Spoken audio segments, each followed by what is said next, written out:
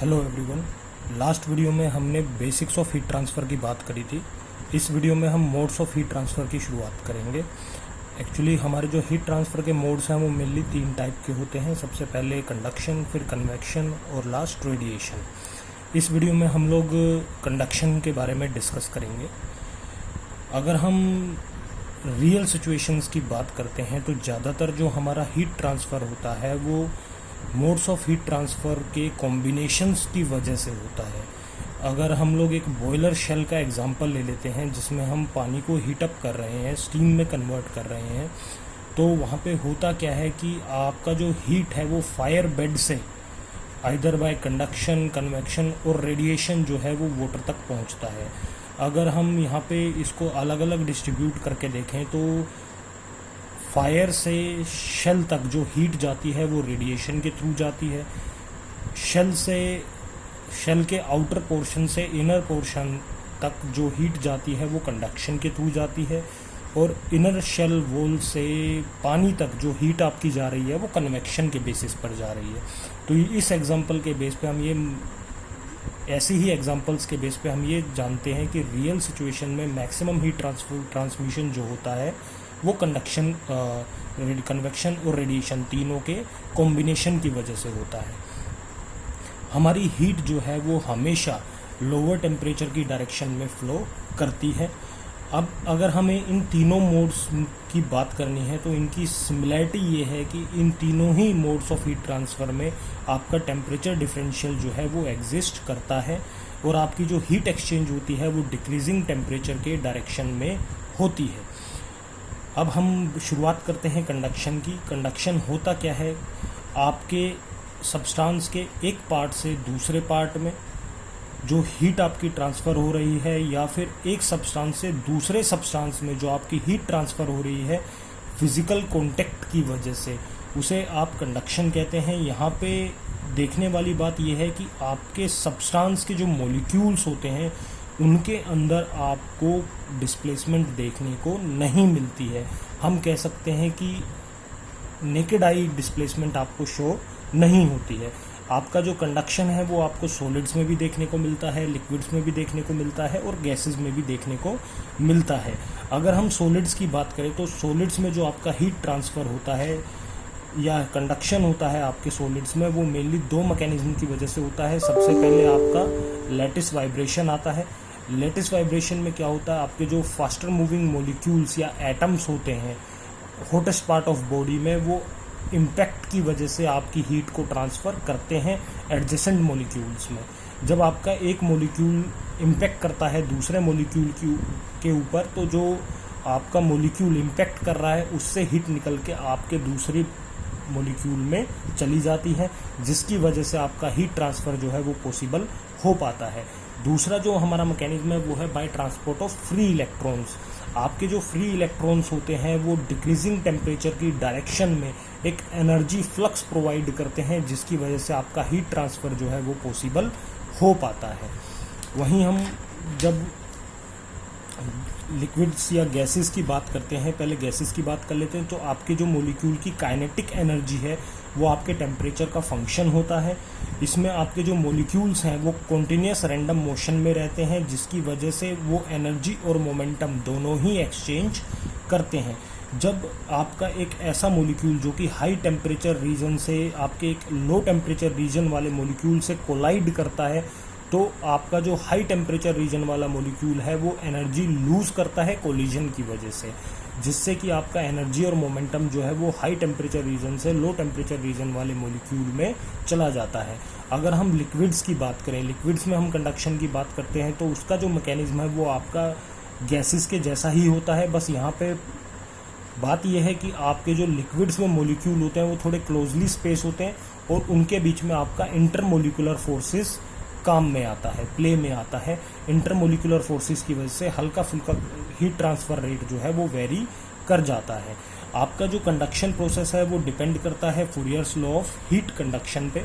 जब हम फूरियर्स law of heat conduction की बात करते हैं तो आपका जो हीट का रेट ऑफ फ्लो है किसी भी सिंपल होमोजेनियस सॉलिड से, वो आपके हीट फ्लो की डायरेक्शन में जो आपका क्रॉस सेक्शनल एरिया है उसके राइट एंगल के डायरेक्टली प्रोपोर्शनल होता है, या हम ये कह सकते हैं वो चेंज ऑफ टेम्परेचर के डायरेक्टली प्रोपोर्शनल होता है विद रिस्पेक्ट टू लेंथ, कि किस पाथ के अलोंग या किस पाथ के अलोंग आपका हीट फ्लो कर रहा है और कितनी लेंथ पर आपका हीट फ्लो कर रहा है। अगर हम इस इक्वेशन को मैथमेटिकली लिखना चाहते हैं तो आप लिखेंगे Q is directly proportional to A into dt by dx। यहाँ पे अगर हम Q की बात करते हैं तो वो आपका हीट फ्लो है बॉडी से पर यूनिट टाइम, जिसको आप वॉट में जिसकी यूनिट जो होती है वो वॉट होती है।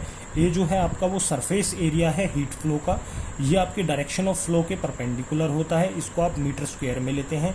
dt जो है वो आपका टेम्परेचर डिफरेंस है ब्लॉक के फेसेस का dx थिकनेस के अलोंग। वहीं dx जो है वो आपकी डायरेक्शन ऑफ फ्लो, बॉडी की थिकनेस है in the direction of flow. अब जब आप इस डायरेक्टली प्रोपोर्शनल के साइन को हटाते हैं तो आपका माइनस के आगे आ जाता है। Q आपकी जो इक्वेशन है हीट फ्लो की वो बन जाती है Q इक्वल्स टू माइनस के A dt बाय dx। यहाँ पे अगर हम K की बात करें तो ये आपका कांस्टेंट ऑफ प्रोपोर्शनैलिटी है, या फिर हम कह सकते हैं ये आपके बॉडी की थर्मल कंडक्टिविटी है। यहाँ पे हमने नेगेटिव साइन जो लगाया है वो हम इसलिए लेते हैं ताकि जो हमारी इंक्रीजिंग थिकनेस या फिर हीट फ्लो का जो डायरेक्शन है उस डायरेक्शन के अलोंग हम लोग डिक्रीजिंग टेम्परेचर को टेक केयर कर सकें। अगर हम नॉर्मली बात करते हैं, जैसे मान लीजिए ये आपकी कोई एक बॉडी है, ये आपका इनिशियल पॉइंट 1 है, ये आपका इनिशियल पॉइंट 2 है, यहाँ पे आपका टेम्परेचर 100 डिग्री सेल्सियस है, यहाँ पे आपका टेम्परेचर जो है वो 50 डिग्री सेल्सियस है। जब हम लोग टेम्परेचर डिफरेंस की बात करेंगे, dt की बात करेंगे, तो हम लिखेंगे T2 माइनस T1। यहाँ पे आप देखेंगे T2 जो है वो आपका 50 है, T1 जो है आपका वो 100 है, तो जब आप 50 माइनस 100 करेंगे यहाँ पे आपका माइनस 50 आ जाएगा, तो आपका नेगेटिव साइन पहले ही dt में इंट्रोड्यूस हो गया। अब उस नेगेटिव साइन की आपको डायरेक्शन ऑफ फ्लो में टेक केयर करनी है, तो आप क्या करते हैं, आप पहले ही एक नेगेटिव साइन इंट्रोड्यूस करवा देते हैं k के साथ, जिसकी वजह से आपका जो ये T2 माइनस T1 है ये T1 माइनस T2 में कन्वर्ट होकर आपको पॉजिटिव टेम्परेचर की वैल्यू देता है, और आपको जो हीट फ्लो है आपकी बॉडी से बाहर जा रहा है, तो बॉडी से बाहर जा रहा है तो हीट लॉस हो रहा है, तो उस नेगेटिव को ये कंपनसेट कर देता है, जिसकी वजह से आपका हीट फ्लो जो है वो पॉजिटिव में आता है। वहीं अगर हम एजम्पशंस की बात करते हैं कि जब हम फूरियर लॉ के अकॉर्डिंग देखते हैं, क्योंकि आपका हीट ट्रांसफर बाय कंडक्शन जो है वो फूरियर लॉ पे डिपेंड करता है, तो Q इक्वल्स टू माइनस के dt बाई dx जो है आपका वो फूरियर लॉ ऑफ कंडक्शन का फॉर्मूला है, मैथमेटिकल फॉर्मूला है। अगर हम यहाँ पे एजम्पशंस की बात करते हैं तो आपका हीट कंडक्शन जो है वो स्टेडी स्टेट्स में होता है, ये यूनिडायरेक्शनल होता है। यहाँ पे आपका हीट फ्लो जो रहेगा वो यूनिडायरेक्शनल रहेगा, पर्टिकुलरली एक डायरेक्शन में आपका हीट फ्लो जो रहने वाला है। टेम्परेचर ग्रेडियंट आपका हमेशा कांस्टेंट बना रहने वाला है। टेम्परेचर प्रोफाइल जो आपको देखने को मिलेगी वो लीनियर मिलेगी, यहाँ पे किसी भी तरीके की इंटरनल हीट जनरेशन आपको देखने को नहीं मिलती है। और जो आपके बाउंडिंग सरफेस होते हैं वो आइसोथर्मल प्रॉपर्टीज शो करते हैं। आपका मटेरियल जो है वो होमोजीनियस और आइसोट्रोपिक होता है। अगर हम लोगों को फूरियर लॉ के कुछ फीचर्स की बात करनी है तो सबसे इंपॉर्टेंट फीचर्स वो ये हैं कि आपका फूरियर लॉ जो है वो किसी भी हर एक टाइप के मैटर के लिए एप्लीकेबल होता है, चाहे वो सॉलिड हो, लिक्विड हो या फिर गैस हो। ये एक्सपेरिमेंटल एविडेंस के बेस पे है आप इसकी बात करते हैं, और इसको आप फर्स्ट प्रिंसिपल से डिराइव नहीं कर सकते। वहीं जब हम लोग इसकी बात करते हैं तो आपका जो वेक्टर एक्सप्रेशन है वो आपके हीट फ्लो रेट को शो करता है डिक्रीजिंग टेम्परेचर की डायरेक्शन में, और ये आइसोथर्म के नॉर्मल होता है। ये आपको थर्मल कंडक्टिविटी को डिफाइन करने में भी हेल्प करता है। एक तरीके से हम कह दें ये आपको आपकी ट्रांसपोर्ट प्रॉपर्टी को भी डिफाइन करता है, और जिस मीडियम से ये ट्रेवल कर रहा है, जिस मीडियम में ये कंडक्ट हो रहा है, उसी के बेसिस पे आपके थर्मल कंडक्टिविटी या फिर ट्रांसपोर्ट प्रॉपर्टी जो है आपकी वो उसकी एक सर्टेन वैल्यू रहती है। अगर हम नॉर्मली थर्मल कंडक्टिविटी की बात करते हैं, जैसे आपकी इक्वेशन लिखी हुई है Q इक्वल्स टू माइनस के dt बाई dx, तो इसी इक्वेशन को आप जो है वो कुछ इस तरीके से लिख सकते हैं। वहाँ से आप k की वैल्यू कैलकुलेट कर सकते हैं। आपकी k की वैल्यू जो आ जाएगी, यहाँ से अगर हम बात करें, अगर आप k की वैल्यू कैलकुलेट करना चाहते हैं तो आपकी k की वैल्यू जो आने वाली है वो आने वाली है Q dx over a dt। अब यहाँ से अगर आप थर्मल कंडक्टिविटी की वैल्यू चाहते हैं तो according to definition thermal conductivity आपका 1 जब हो सकता है, आपका थर्मल कंडक्टिविटी जो है वो 1 वो यूनिटी जब होगा जब आपका एरिया जो है वो भी यूनिटी होगा, आपकी थिकनेस है वो भी यूनिटी होगी, आपका टाइम जो है वो भी यूनिट रहेगा, टेम्परेचर डिफरेंस जो है वो भी यूनिटी रहने वाला है। तो हम ये कह सकते हैं जो आपका अमाउंट ऑफ एनर्जी एक बॉडी कंडक्ट कर रही है यूनिट एरिया से, यूनिट टाइम में यूनिट थिकनेस से, जब आप टेम्परेचर डिफरेंस जो है वो 1 मेंटेन कर रहे हैं, यूनिटी मेंटेन कर रहे हैं, तो उसे आप थर्मल कंडक्टिविटी कहते हैं। वो आपकी के की वैल्यू होती है। वहीं यहाँ पे जब हम लोग बात करते हैं कि आपका जो थर्मल कंडक्टिविटी है वो मेनली 4 चीज़ों पे डिपेंड करता है कि आपका मटेरियल का स्ट्रक्चर क्या है, उसमें कितना मॉइस्चर कंटेंट है, आपके मटेरियल की डेंसिटी क्या है, और उसकी ऑपरेटिंग कंडीशंस क्या है, मतलब प्रेशर क्या है, टेम्परेचर क्या है। इन चीज़ों पे आपका जो थर्मल कंडक्टिविटी है वो डिपेंड करता है।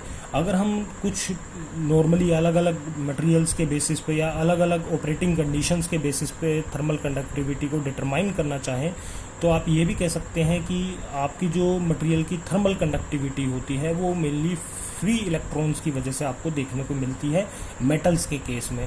वहीं जब आप फ्लूइड्स के केस में बात करते हैं तो थर्मल कंडक्टिविटी की जो वैल्यू होती है मटेरियल की वो लैटिस वाइब्रेशनल वेव्स पर डिपेंड करती है। अगर हम प्योर मेटल में थर्मल कंडक्टिविटी की बात करें तो वो आपको हाईएस्ट वैल्यू आपको वहाँ पे देखने को मिलती है, और जैसे जैसे आप इम्प्योरिटी ऐड करते चले जाते हैं अपने मेटल में, वैसे वैसे आप उस मटेरियल की थर्मल कंडक्टिविटी जो है वो डिक्रीज होती जाती है। आपके मेटल की जो थर्मल कंडक्टिविटी है वो वेरी करती है बहुत ज़्यादा। जब आप एक मेटल को हीट ट्रीट करते हैं या मैकेनिकली उसको प्रोसेस करते हैं, फॉर्म करते हैं, तो आपकी थर्मल कंडक्टिविटी मेटल की वेरी कर जाती है। वहीं अगर हम मेटल्स की बात करें, ज़्यादातर मेटल्स में जैसे जैसे आपका टेम्परेचर बढ़ता चला जाता है वैसे वैसे थर्मल कंडक्टिविटी जो है वो डिक्रीज होती चली जाती है। अब नेक्स्ट जो टॉपिक है हमारा वो है थर्मल रेजिस्टेंस। अगर हम थर्मल रेजिस्टेंस की बात करते हैं, जैसे आपने इक्वेशन लिखी थी Q इक्वल्स टू के A D T by D x. D T is your temperature difference, D x is thickness. तो यहाँ पे टेम्परेचर डिफरेंस आपका ऊपर रहने वाला है, डी एक्स के नीचे आप के ए को नीचे ले आइए, तो ये डी एक्स अपॉन के ए जो आ रहा है आपका, ये आपकी थर्मल रेजिस्टेंस है कि आपका मटेरियल जो है वो कितनी रेजिस्टेंस, आपकी हीट फ्लो को कितनी रेजिस्टेंस ऑफर कर रहा है, उसे हम थर्मल रेजिस्टेंस कहते हैं। तो आपका आरटीएच, थर्मल रेजिस्टेंस को आप आरटीएच से डिनोट करते हैं, तो आपका आरटीएच जो है कंडक्शन प्रोसेस के लिए वो डी एक्स बाई के ए आने वाला है। हम ये भी कह सकते हैं कि आपका जो थर्मल रेजिस्टेंस का रेसिप्रोकल होता है वो आपका थर्मल कंडक्टेंस होता है कि कितनी वैल्यू जो है आपका मटेरियल जो है कितना हीट जो है वो कंडक्ट कर सकता है। ये बेसिक था आपके कंडक्शन का। नेक्स्ट वीडियो में हम लोग कन्वेक्शन के बारे में पढ़ेंगे, हम लोग second mode of heat transfer पर बात करेंगे। Thank you.